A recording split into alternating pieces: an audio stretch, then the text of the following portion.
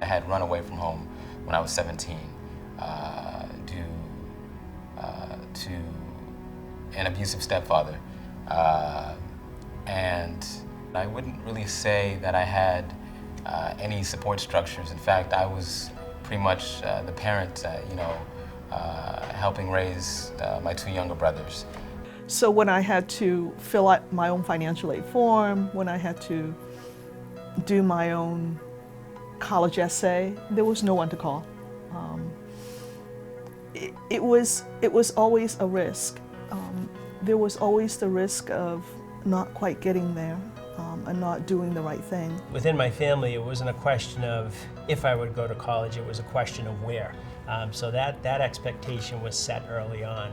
It was a must-do for me because I knew that pursuing a college degree was my best pathway. But the one thing I would say is that's consistent is the example that my parents set around hard work and the importance of pursuing education to really form that basis of what we were going to do in life. My mom really wanted me to do well in school, but she couldn't always be there to support me. It just wasn't something that could fit into her schedule, but I knew that she cared about me getting a good education. When my mother passed away, it was extremely difficult for me, and I thought that pretty much I wasn't meant to succeed. I just felt bad things just kept happening. It took, a lot of support from foundation year, the program I was in at Northeastern at the time, and U Aspire to pretty much get me to really believe in myself and that I was an individual that was meant for success.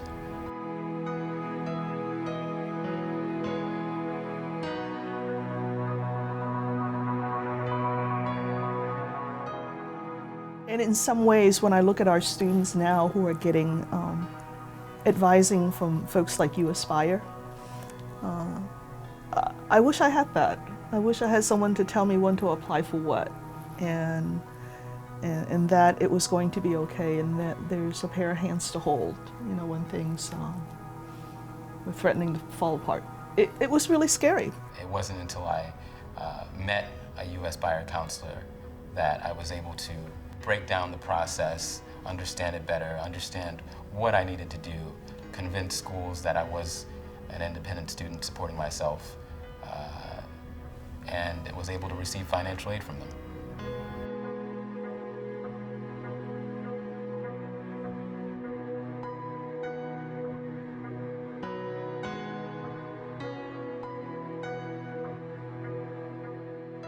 Graduation day, I remember it very well.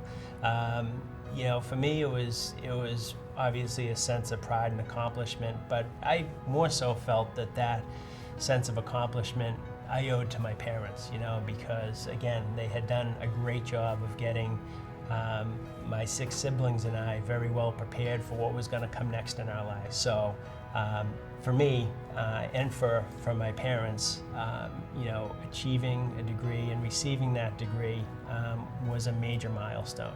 It was the complete opposite of the day that I ended up running away from home. To go from there and then to graduation day and be in my gown and my graduation gown was perhaps the most uplifting experience in my life.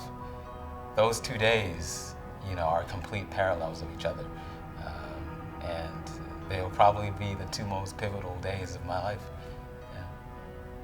Many others have experienced some of the same challenges, and it's very helpful to talk to individuals that are experiencing some of the same challenges and struggles and folks that have navigated through successfully. So it's really making sure that you take full advantage of the support structures around you, whether that be family, whether it be advisors and guidance, and organizations like U Aspire provide a great sounding board and a great resource for individuals as they're trying to navigate through for that ultimate goal of receiving that degree.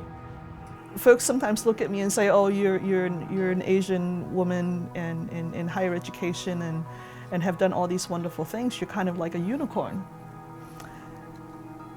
I will give up my horn the next minute if I can have the immigrant children like myself not to have to struggle the way I do. This award means a great deal to me, mainly because the experience of first-generation college students is not always acknowledged.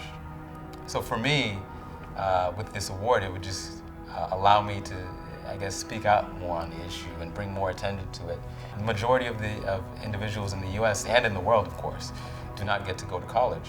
So that's giving a voice to a lot of people, and I want to be a part of that voice.